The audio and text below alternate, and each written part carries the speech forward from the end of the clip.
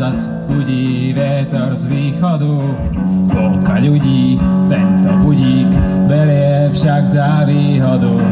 Polka rodiny mi padla v krutej informačnej vojne. Netreba im cenzúru, budú mlčať aj dobrovoľne.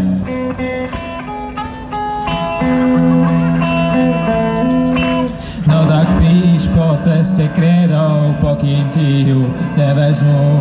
Tí, ktorí zo všetkých farieb vidia len tú červenú. Nakreslí mi pred vchod niečo a snáď to dáš nezmije. Napíš pravdu, kým ťa za ňu nik s obuškom nezbije.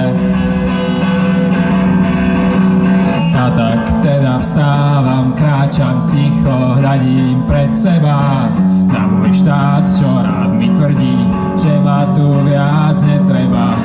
Po rozbitej ceste v meste prechádzam po uliciach, no a môj dom je každým dňom bližšie k ruským hraniciam.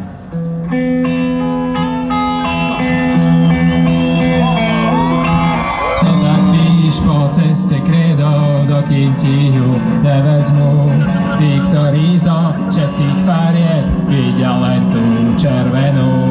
Nakreslí mi pred vchod niečo a snáď to dáš nezmije. Napíš pravdu, kým ťa za ňu nik s obuškom nezbije. Novembrové ráno vstávaj, možno sú tu už o rok a budú aj skorej, keď budeš držať hubu a krok. Tak si vezmi krédu kľúče, kým za to neskončíš v base, lebo už im odzvonilo, no musí im zvoniť zase. No musí im zvoniť zase, no musí im zvoniť zase, no musí im zvoniť zase, no musí im zvoniť zase.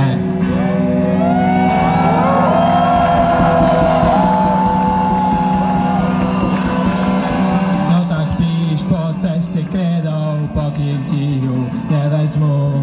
Tí, ktorí zo všetkých farieb vidia len tú červenú. Nakreslí mi pred vchod niečo a snáď to dáš nezmije. Napíš pravdu, kým ťa za ňu nik s obuškom nezbije. No tak píš na ceste krédou, pokým ti ju nevezmú. Tí, ktorí zo všetkých farieb vidia len tú červenú. Nakreslí mi niečo pred vchod a snáď to dáš nezmije. Napíš niečo, kým ťa za to nikto obuškom nezbije.